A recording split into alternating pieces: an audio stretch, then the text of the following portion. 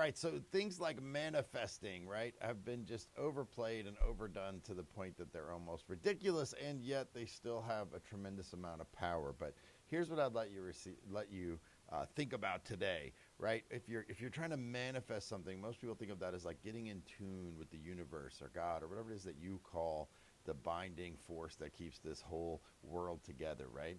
I need to get in tune with what it wants, right? What if you're not the receiver?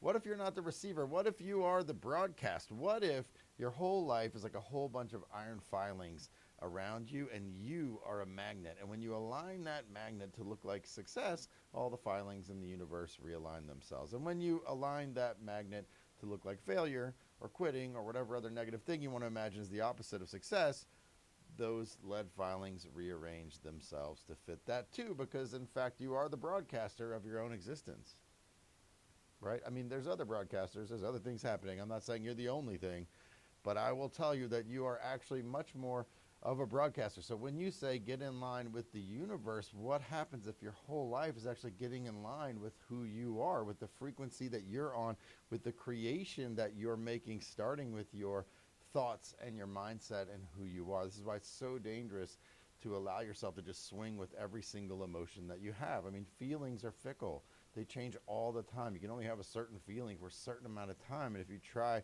to just hang on to that forever, you're going to have a problem. And if you're trying to change based on feelings, I mean, hey, drink a lot of alcohol, it'll change your feelings. It's super cheap and effective if all you want is the feeling. If you want actual results and an actual great life, you're going to have to do more than that. You're going to have to remember that you are not the receiver only. You are actually the broadcaster of your life. And in that way, you are the broadcaster and the receiver, because as the universe realigns itself around you, guess who receives the benefit or the detriment, depending on who you are and what you've decided to create for yourself. That's right. It's you. So my question to you is, what are you creating?